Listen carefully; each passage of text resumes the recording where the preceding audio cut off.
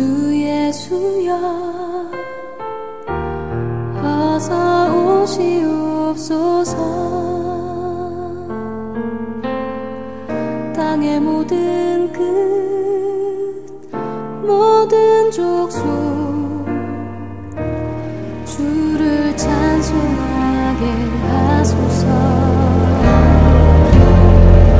마라나타. 여러분 반갑습니다. 옥정 서문학교의 요한계시록 강의 함께 해주셔서 감사합니다. 오늘은 요한계시록 강의 9번째 시간으로 요한계시록 7장을 강해하도록 하겠습니다. 오늘 강해는 약간 뜬금없긴 하지만 영화 이야기로 시작해 보겠습니다. 마블의 인기 영화 어벤져스 엔드게임을 보신 분 계십니까? 이 영화는 전 우주의 절반을 파괴시킬 만큼 절대 악당인 타노스라는 이 악당에 대항하여서 슈퍼 히어로들이 싸움을 벌이는 이야기를 다루고 있는 영화입니다. 그런데 이 악당 타노스가 너무 막강합니다. 그래서 타노스와 싸워서 이길 확률이 너무 낮습니다. 어벤져스 멤버 중에 한 명인 닥터 스트레인지가 내놓은 전망에 따르면 어벤져스가 타노스와 싸워 이길 확률은 1400만 분의 1에 불과합니다. 1400만 분의 1. 이길 확률이 이렇게 낮게 나온다면 대부분의 사람들은 포기할 것입니다. 이럴 때 악당들이 주로 잘 쓰는 말이 있지요. 내 밑으로 들어와. 나와 함께 이 세상을 다스리자 라고 말입니다. 악을 이길 확률이 없다면 차라리 그 악과 손 잡고 싶은 유혹이 생기게 마련입니다.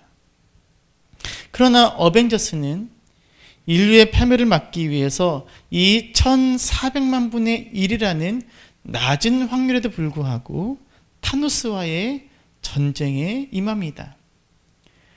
굉장히 감동적인 영화입니다.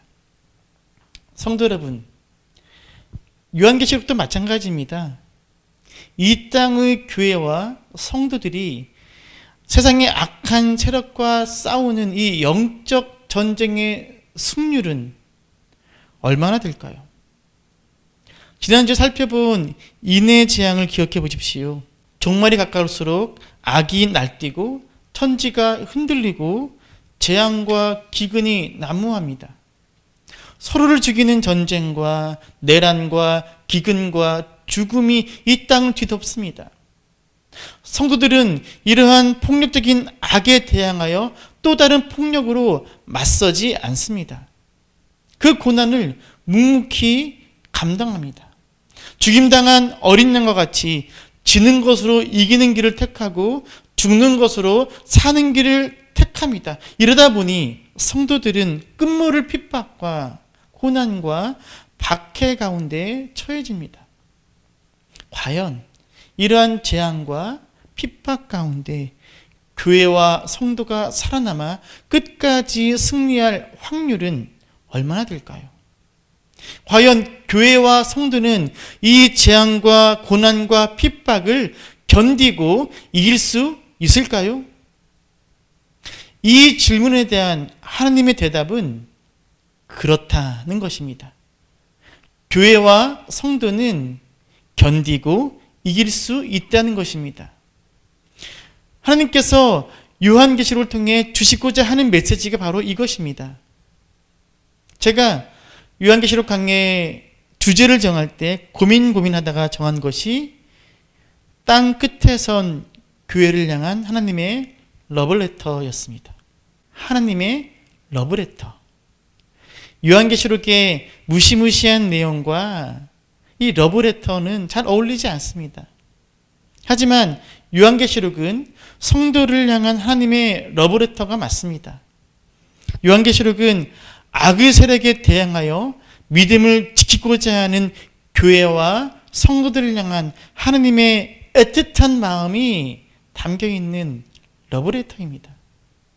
물론 요한계시록에서 하나님은 세상의 죄와 악인들에 대하여 정확한 공의의 잣대로 심판하고 재앙을 쏟으시는 분으로 묘사됩니다.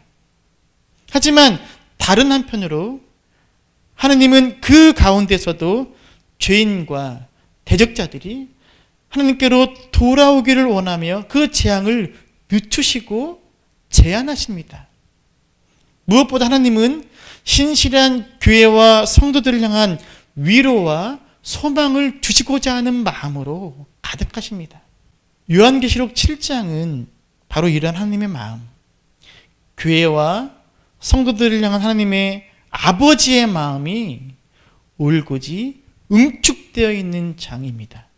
지난주 6장을 통해 7인의 재앙을 살펴보았듯이 하나님은 세상을 향한 무서운 진노와 재앙을 어린 양을 통해 쏟아 부으십니다. 그리고 하나님의 진노와 재앙은 악인들과 죄인들, 주님의 대적자들 뿐만 아니라 교회와 성도들에게도 두려움과 공포를 안겨줄 수밖에 없었습니다. 만약 6절에서 보았던 그 인의 재앙들이 우리의 현실 속에서 눈앞에 펼쳐진다고 상상해 보십시오.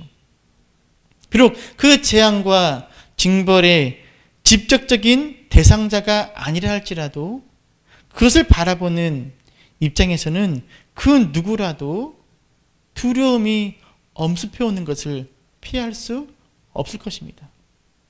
어렸을 때 학교에서 시험이 끝나면 꼭 선생님이 시험 못 본 아이들 앞으로 내리고 나와서 매를 때렸거든요.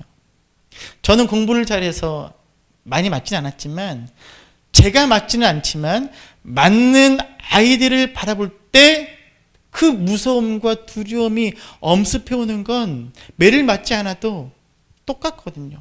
마찬가지라는 겁니다. 이 인해의 재앙을 비롯해서 이 무시무시한 재앙이 닥쳐올 때 하나님의 교회와 성도들 역시 두려움이 엄습해 오는 것은 막을 수 없다는 것입니다. 하나님의 진노와 재앙이 쏟아지는 요한계시록 6장을 읽어 내려가던 소아시아 7교회 성도들의 마음 역시 그랬을 것입니다. 그리고 하나님은 아셨습니다. 재앙과 징벌을 바라보는 교회와 성도들의 마음이 어떠할지 하나님은 아셨습니다. 그래서 하나님께서는 6번째 인해의 재앙이 끝나고 바로 7번째 인해의 재앙으로 넘어가는 것이 아니라 인침받은 14만 4천 명에 대한 환상을 먼저 보여주시는 것입니다.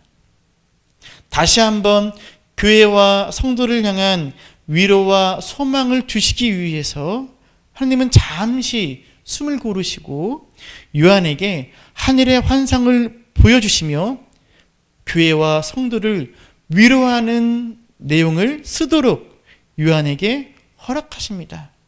그것이 바로 요한계시록 7장입니다. 요한계시록 7장은 6번째 인해 재앙과 7번째 인해 재앙 사이에 위치한 삽입장입니다.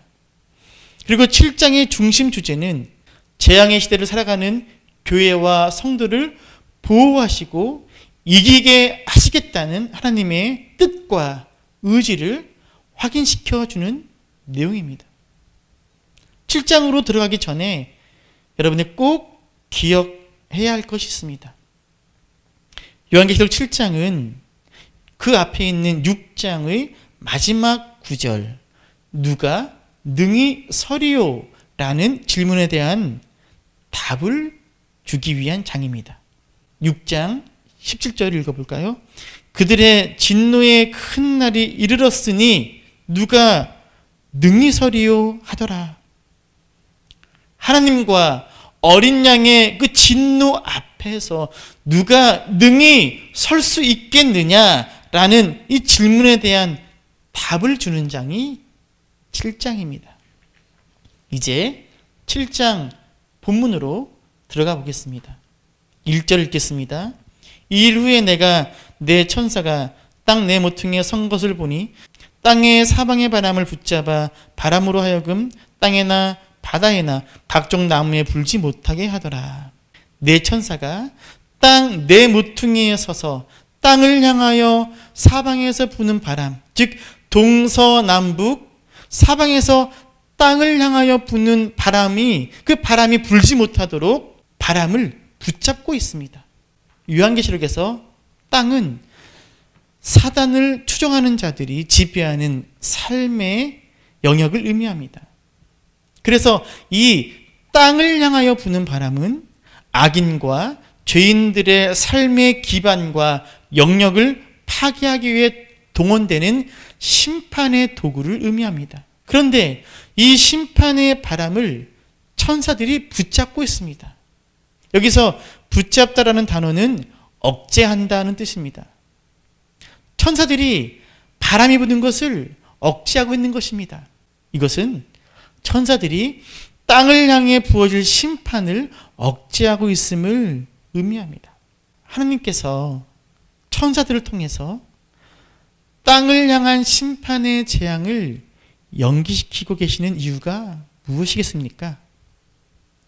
땅에 바람이 불기 전, 즉 세상에 심판의 재앙이 임하기 전 먼저 그 땅에 살고 있는 신실한 교회와 성도들에게 위로와 소망의 확신을 주시기 위함입니다. 2절과 3절을 읽겠습니다. 또 봄에 다른 천사가 살아계신 하나님의 인을 가지고 해 도는 데로부터 올라와서 땅과 바다를 해롭게 할 권세를 받은 네 천사를 향하여 큰 소리로 외쳐 이르되 우리가 우리 하나님의 종들의 이마에 인치기까지 땅이나 바다나 나무들을 해하지 말라 하더라. 하나님께서 천사를 통해 바람을 억제하신 이유가 나옵니다. 바람이 불기 전 당신의 종들의 이마에 인을 치시기 위함입니다. 여기서 인을 친다는 것, 인침 받는다는 것은 무엇을 의미합니까? 인이라는 것은 일종의 오늘날의 도장 같은 것입니다. 당시의 인은 군주가 공식 문서의 효력을 가할 때 사용하거나 자신의 제사님을 표시하기 위해서 사용하는 것이었습니다. 그리고 가축의 소유주를 표시할 때 또는 노예나 군인의 신분을 표시할 때 손이나 이마 또는 목에 인을 찍었습니다. 인을 이마에 표시하는 이유는 이마가 가장 잘 보이고 사람을 확인할 때 사용하는 신체의 부위이기 때문에 그렇습니다.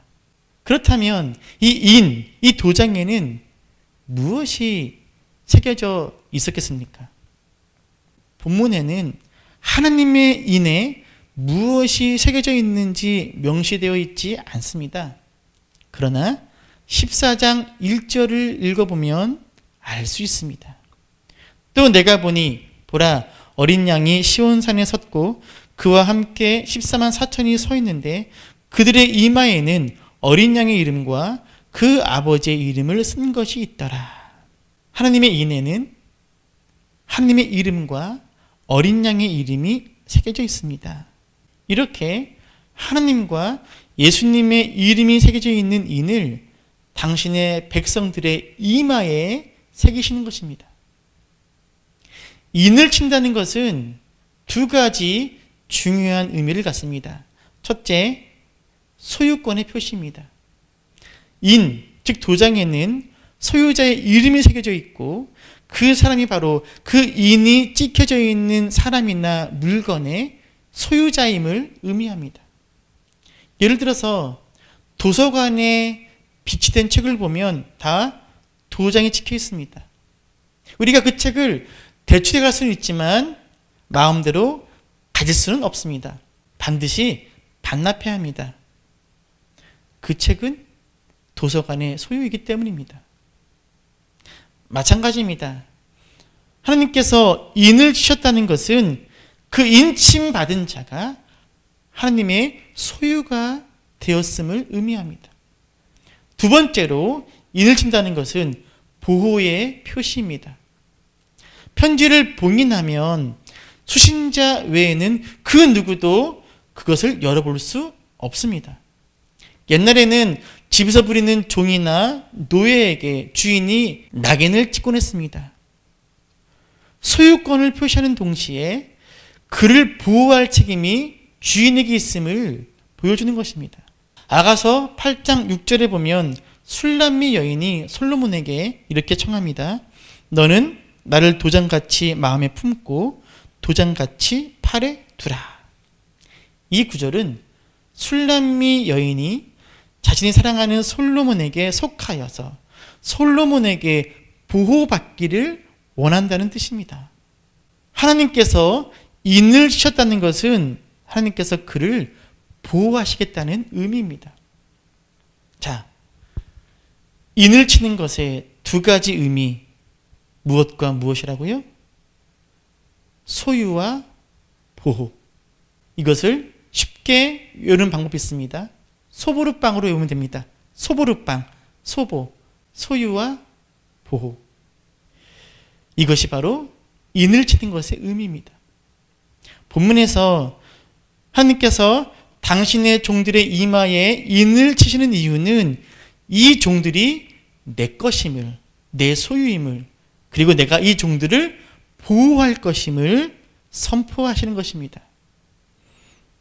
하나님의 백성들이 인침받을 때까지 재앙이 연기되는 것은 그 재앙 가운데서도 하나님께서 당신의 백성들을 철저하게 보호하시겠다는 표시요, 약속이요, 보증입니다. 이렇게 세상의 심판이 억제되는 동안 천사가 하나님의 종들의 이마에 인을 칩니다. 그리고 4절에서 이렇게 인침받은 자의 숫자가 얼마인지 밝혀집니다. 4절입니다. 내가 인침을 받은 자의 수를 들으니 이스라엘 자손의 각 지파 중에서 인침을 받은 자들이 14만 4천이니. 인침받은 자의 숫자가 몇 명입니까? 14만 4천 명입니다. 자, 이제 요한계시록에서 가장 뜨거운 주제인 14만 4천 명의 인침받은 자를 살펴보겠습니다. 여러분, 이단들이 사용하는 두 가지 방법이 있습니다. 하나는 성경의 문자적 해석, 그리고 다른 하나는 두려움입니다. 이 두 가지를 이용해서 이단은 사람들을 미혹합니다. 이러한 미혹의 가장 대표적인 예가 14만 4천입니다. 이 14만 4천을 문자 그대로 해석해서 이 14만 4천에 들어오지 못하면 구원받지 못한다는 두려움을 이단들은 이용합니다. 신천지가 대표적입니다. 신천지는 구원받을 자의 수를 14만 4천 명으로 제한합니다. 물론 이들은 표면적으로는 부인합니다. 왜냐하면 처음부터 이것을 주장하면 신천지임을 눈치채기 때문입니다. 그래서 인터넷이나 유튜브를 통해서 접하게 되는 신천지의 교리들은 14만 4천 명만 구원받을 수 있다고 말하지는 않습니다. 하지만 어느 정도 신천지 안으로 깊숙이 들어오게 되면 그때 이야기하는 것이지요. 그런데 문제는 신천지 교인의 수가 이미 14만 4천을 넘었다는 것입니다. 그래서 이제 이들은 14만 4천 명 안에 들어가야 한다고 신천지 교인들을 내몰고 있습니다. 예배와 모임의 출석, 교리시험, 헌금, 전도 등 모든 것을 점수화시켜서 신천지 교인들을 줄 세웁니다. 14만 4천 안에 들어가야 합니다. 그래서 신천지 교인들은 열심일 수밖에 없습니다. 우리가 이단들 보면 항상 하는 말 있지요. 참 열심이야. 열심일 수밖에 없습니다. 14만 4천 안에 들어가야 되거든요. 알고 보면 신천지 교인들은 참 불쌍합니다. 그렇다면 요한계시록 7장과 14장에 등장하는 인침받은 자의 수 14만 4천은 신천지를 비롯한 이단들이 주장하듯 실제 숫자를 의미하는 것일까요? 14만 4천 명만 구원을 받는 것입니까? 그렇지 않습니다. 14만 4천이란 숫자는 상징적인 표현으로서 구원받은 하나님의 백성 전체를 의미합니다. 여러분, 이것을 꼭 기억하십시오. 여기에서 흔들리면 이단의 미혹에 넘어갈 수 있습니다. 14만 4천이란 숫자는 상징적인 표현으로서 구원받은 하나님의 백성 전체를 의미합니다. 일단 14만 4천은 특정한 숫자의 조합을 통해 만들어진 수입니다. 14만 4천은 12와 11을 곱하고 여기에 1000을 곱한 숫자입니다. 신천지는 또 이단들은 성경에 이렇게 숫자를 곱하라는 말씀이 어디 있느냐라고 이야기합니다. 하지만 이것은 당시 유대인들에게는 너무나 상식적인 일이었습니다. 왜냐하면 당시 히브리어에는 숫자마다 그 숫자에 상하는 개념이 있었기 때문입니다. 예를 들어서 1은 하나님의 숫자입니다. 그래서 첫 번째 열매나 첫 번째 장자는 하나님께 드리는 것입니다. 2는 증인의 수입니다. 증인은 반드시 2인 이상이어야 합니다.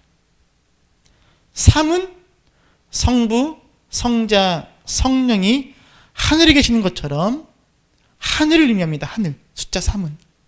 4는 동서남북, 즉 땅의 각 방향을 말하기 때문에 4는 땅의 수입니다. 아까 3이 무엇을 의미한다고요? 하늘. 4는 땅.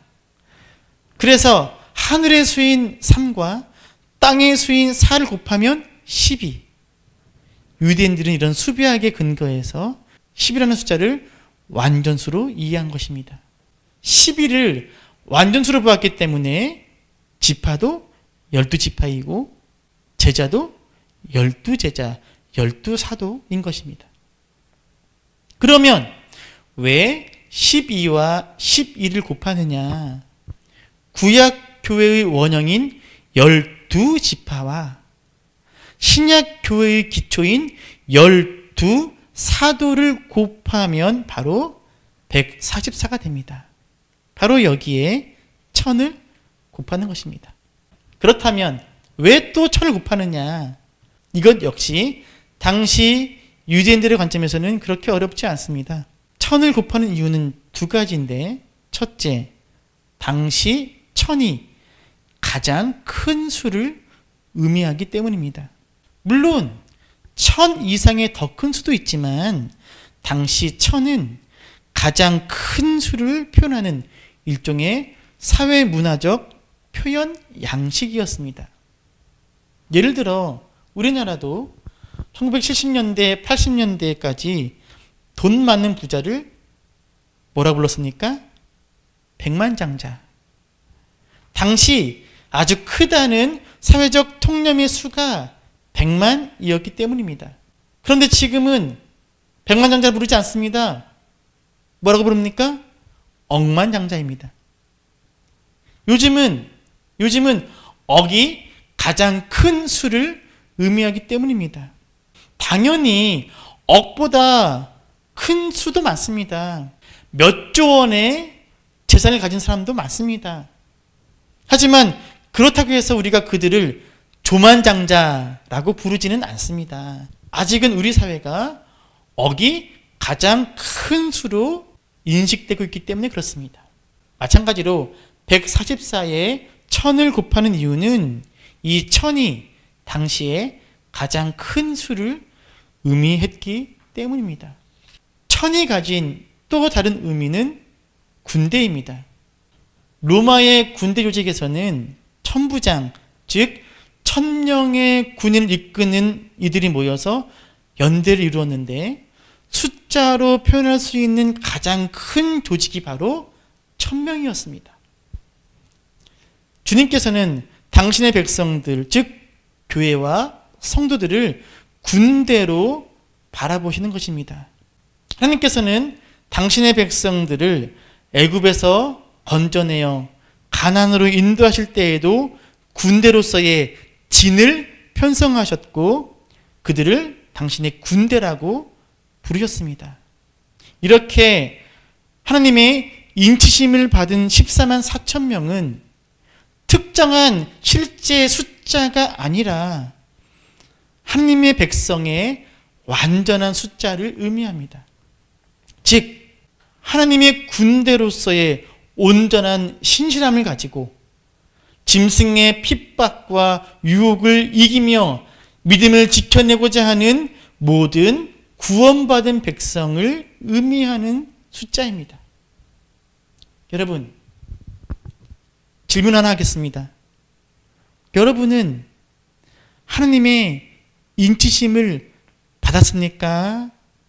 안 받았습니까? 받았습니다. 만일 내가 하나님의 인치심을 아직 못 받았다고 여기는 분이 있다면 그는 이미 이단의 미혹에 취약해져 있습니다. 아직 이단의 미혹을 받지 않았을 뿐이지 이단의 미혹의 손길이 다가오면 그 손을 붙잡을 가능성이 많은 분입니다. 성도 여러분, 저와 여러분은 하나님의 인치심을 이미 받은 자들입니다. 에베소서 1장에서 바울은 우리가 인치심을 받은 것과 그것의 의미를 제대로 설명해 주고 있습니다. 그 안에서 너희도 진리의 말씀 곧 너희의 구원의 복음을 듣고 그 안에서 또한 믿어 약속의 성령으로 인치심을 받았으니 이는 우리 기업의 보증이 되사 그 얻으신 것을 속량하시고 그 영광을 찬송하게 하려 하심이라. 성도 여러분, 그리스도인은 그리스도께서 이미 인치신 사람들입니다. 예수님이 값주고 사셔서 성령으로 인치신 이들입니다. 우리는 처음 그리스도를 믿을 때 약속된 성령으로 인치심을 받았습니다. 즉 성령의 인치심으로 인해서 저와 여러분은 하나님의 소유가 되었고 그분의 보호 아래 살아가는 인생이 되었습니다. 여러분, 14만 4천에 들어가지 못하면 어떡하지? 라는 두려움을 이용하는 이단의 미혹에 절대 넘어가지 마시기 바랍니다. 하나님은 당신의 백성들 중에서 14만 4천 명만 보호하시는 것이 아니라 당신의 신실한 백성 모두를 보호하십니다. 이것이 주님께서 황제 숭배라는 고난과 핍박 아래 살고 있던 당시 소아시아의 7교회 성도들에게 편지를 써보내신 이유입니다. 너희는 내 것이고 내가 너희를 보호하고 있다라는 것입니다. 이제 5절에서 8절까지는 14만 4천 명으로 상징되는 신실한 성도들, 하나님의 백성들, 구원받은 공동체가 얼마나 복받은 존재인지를 알려주기 위해서 이스라엘의 12지파별로 소개하고 있습니다.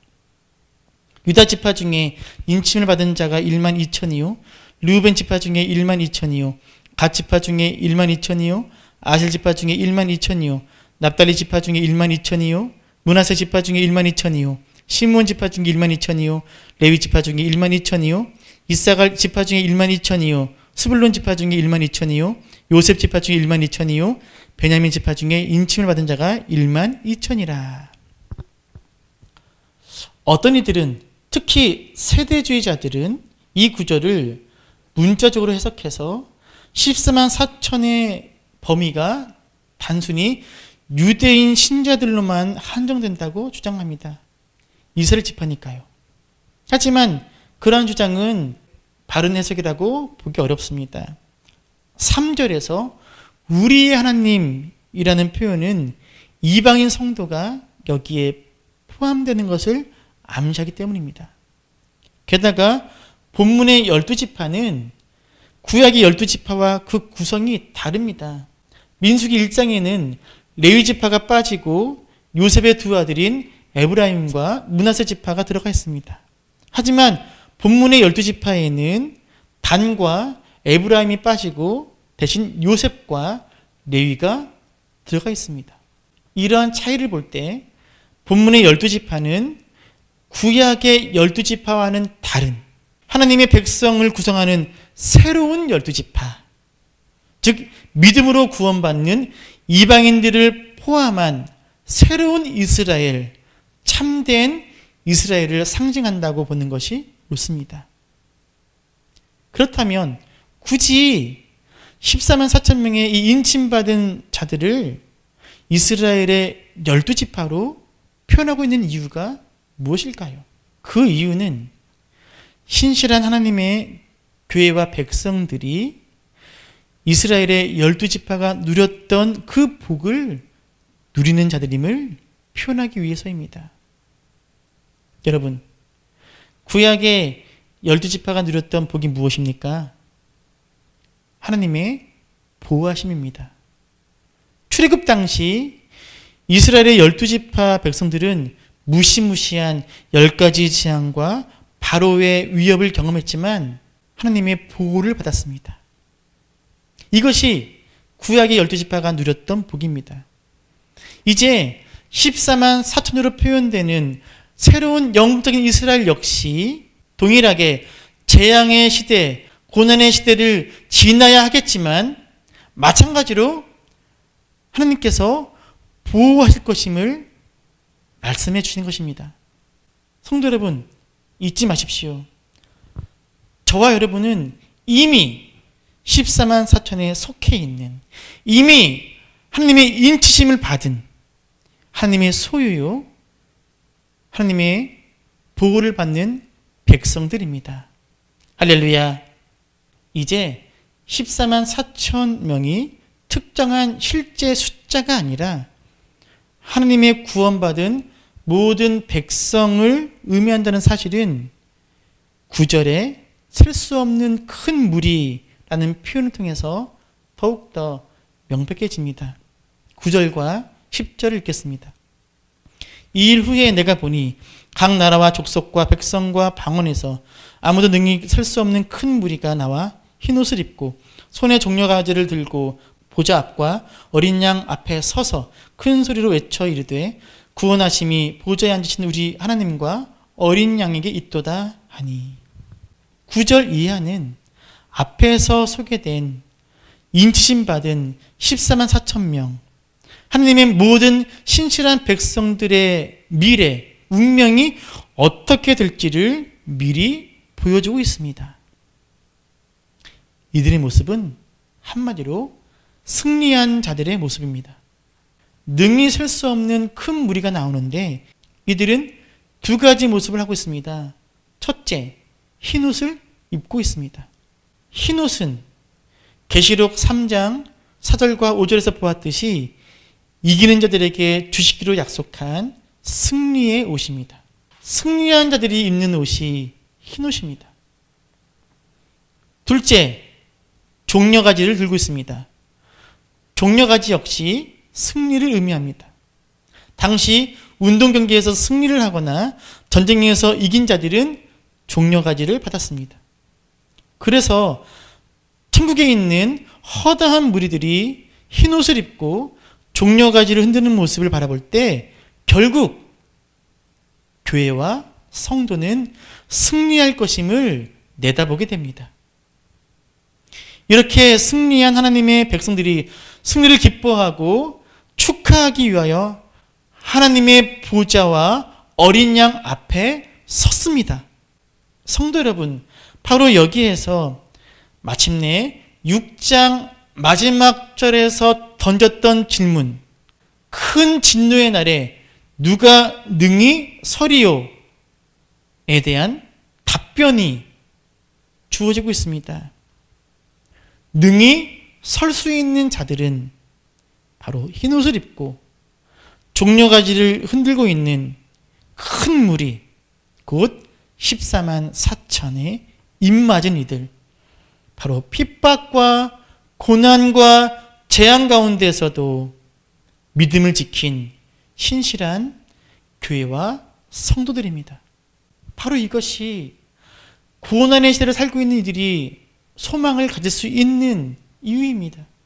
주님은 잠시 동안이긴 하지만 고난의 시대를 통과해야 하는 교회와 성도들로 하여금 그들이 실패한 것이 아니라 오히려 승리하는 과정 가운데 있음을 상기시켜 주십니다. 여기서 중요한 사실을 꼭 기억하셔야 합니다. 9절에 셀 수 없는 무리는 4절의 14만 4천과 같은 사람들을 의미한다는 것입니다. 4절에 14만 4천의 무리가 9절에서 각 나라와 족속과 백성과 방언에서 능히 셀 수 없는 큰 무리로 표현되고 있습니다. 여기서 아무도 능히 셀 수 없다는 표현은 단순히 숫자를 세기가 불가능하다라는 뜻만은 아닙니다. 이것은 하나님이 아브라함에게 주었던 언약이 성취됨을 상징하는 표현입니다. 하나님은 아브라함에게 그의 자손을 땅의 무수한 티끌같이, 하늘의 수많은 별과 같이, 바다에 셀 수 없는 모래같이 많게 하겠다고 약속하셨지요. 그 약속이 마침내 모든 나라와 족속과 백성과 방언에서 온 교회를 통해 성취되고 있는 것입니다. 그리고 이것은 14만 4천 명의 인침받은 이들이 단순히 선민 이스라엘만을 의미하는 것이 아니라 민족적, 인종적, 문화적으로 다른 열국이, 열방이 오직 믿음으로 구원받고 하나님 나라에 참여하게 되었음을 의미합니다. 그리고 이 승리한 백성들이 하나님과 어린 양을 찬양합니다.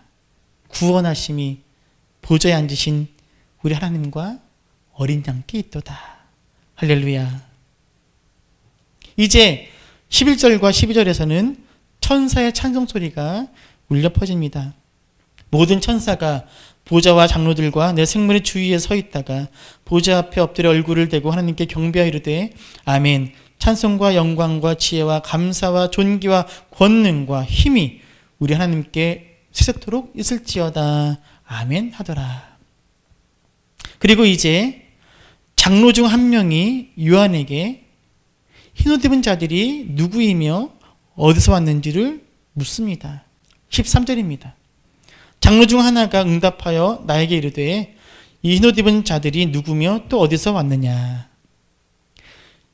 흰옷 입은 자들, 즉 14만 4천의 이 인침받은 자들, 허다한 무리가 누구며 어디서 왔느냐고 요한에게 묻는 것입니다.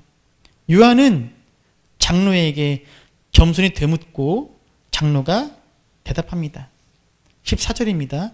내가 말하기를 내 주여 당신이 아시나이다 하니 그가 나에게 이르되 이는 큰 환난에서 나오는 자들인데 어린 양의 피에 그 옷을 씻어 희게 하였느니라. 성도 여러분, 이 14절에 밑줄 쫙 별표 100 하십시오. 제가 보기에는 14만 4천이라는 숫자보다 이 14절의 대답, 즉 이들이 누구인지에 대한 이 구절이 더 중요합니다. 여러분, 이 14만 4천 명 허다한 무리들, 흰옷 입은 자들이 누구입니까? 큰 환난에서 나온 자들입니다. 큰 환난에서 나온 자들. 큰 환난을 견디고 이긴 자들입니다. 그리고 이들은 어린 양의 피로 옷을 희귀한 사람들입니다. 즉 자신의 힘으로 고난을 이겨낸 것이 아니라 그리스도의 보혈의 은혜로 이김을 얻은 자들입니다. 신천지가 주장하듯 예배와 모임과 시험과 헌금과 전도 같은 자기의 노력으로 인해서 얻어지는 승리가 아니라 주님의 은혜로 주어지는 승리요 이기는 자들임을 여러분 기억하시기를 바랍니다. 이제 이어지는 구절에서는 큰 환란에서 나온 자들, 어린 양의 피로 옷을 희귀한 사람들, 즉 승리한 하나님의 성도들이 장차 하늘나라에서 어떤 삶을 살게 될지를 미리 보여줍니다. 15절입니다. 그러므로 그들이 하나님의 보좌 앞에 있고 또 그의 성전에서 밤낮 하나님을 섬김에 보좌에 앉으신 이가 그들 위에 장막을 치시리니. 승리한 하나님의 백성들은 하나님의 보좌 앞에서 영원토록 하나님을 예배하며 즐거워할 것입니다. 그리고 보좌에 앉으신 하나님은 이들을 위해서 장막을 치십니다. 장막을 친다는 것은 하나님이 영광 중에 임재하심을 의미합니다. 고난과 핍박을 견디며 승리한 흰옷 입은 큰 무리, 하나님의 백성들 가운데 하나님께서 임재하셔서 그들과 온전한 연합을 이루신다는 뜻입니다. 그리고 이제 흰옷 입은 큰 무리는 땅에서의 싸움과 고난, 그리고 고통과 눈물과 달리 이제 하나님이 친히 새로운 장막을 치신 결과 모든 고난과 결핍이 제거되고 풍성한 삶을 누리게 됩니다. 16절입니다. 그들이 다시는 줄이지도 아니하며 목마르지도 아니하고 해나 아무런 뜨거운 기운에 상하지도 아니하리니. 마지막으로 하나님은 이 땅의 치열한 고난과 환난 중에 이들이 흘렸던 모든 눈물을 닦아주십니다. 17절입니다. 이는 보좌 가운데 계신 어린 양이 그들의 목자가 되사 생명샘으로 인도하시고 하나님께서 그들의 눈에서 모든 눈물을 씻어 주실 것임이라. 이 17절 마지막 모습이 지금 박해와 핍박 가운데 눈물을 흘리고 있는 땅의 성도들에게 얼마나 큰 위로와 소망이 되었겠습니까? 성도 여러분, 바로 이것이 고난과 환난 중에 있는 성도가 붙잡아야 할 하늘의 비전입니다. 주님께서는 7장의 환상을 통해 현재의 고난과 아픔은 결코 실패와 좌절로 끝나지 않을 것임을 보여주십니다. 끝까지 인내하며 예수 그리스도에 대한 믿는 믿음을 든든하게 붙잡고 나아간다면 반드시 승리할 것임을 일깨워 주십니다. 그러므로 하나님의 백성, 신실한 성도, 참된 그리스도인은 이 땅에서 믿음을 지킴으로 인해 어려움 당하는 일에 주저함이 없어야 합니다. 세상에서의 고난은 이길 가능성이 없는 싸움이 아니라 반드시 승리할 싸움이기 때문입니다. 이렇게 요한계시록 7장을 살펴봤습니다. 7장의 주제를 정리해 보자면 7장은 6장의 마지막 물음, 누가 능히 설 수 있겠느냐에 대한 답이라고 했습니다. 이 무서운 진노와 재앙 앞에서 누가 능히 설 수 있습니까? 누가 능히 이길 수 있습니까? 주님이 인치신 이들, 즉 주님이 당신의 것으로 삼으시고 보호하기로 작정하신 이들입니다. 그들만이 하나님과 어린 양의 진노에서 살아남을 수 있습니다. 그들이 바로 신실한 교회, 신실한 성도입니다. 누가 능히 설 수 있겠느냐라는 질문에 대해서 주님은 요한계시록 7장을 통해서 이렇게 대답하고 계십니다. 따라해 봅시다. 내 백성은 결코 망하지 않는다. 내 백성은 반드시 승리한다. 할렐루야. 성도 여러분, 하나님의 백성은 결코 망하지 않습니다. 하나님의 백성은 반드시 승리합니다. 말세의 재앙, 핍박, 고난의 때 오직 인침받은 자들, 즉 하나님의 신실한 백성들만이 그분 앞에 설 수 있습니다. 바로 저와 여러분의 이야기입니다. 어떤 재앙, 핍박, 고난이 닥친다 할지라도 저와 여러분은 바로 이 인침받은 14만 4천에 속한 자들임을 잊지 마시기를 바랍니다. 이렇게 요한계시록 7장 강해를 마치겠습니다. 다음 주에는 요한계시록 8장을 강해하겠습니다. 옥정 섬락교회 요한계시록 강해에 함께해 주셔서 감사합니다. 다음 주에 뵙겠습니다.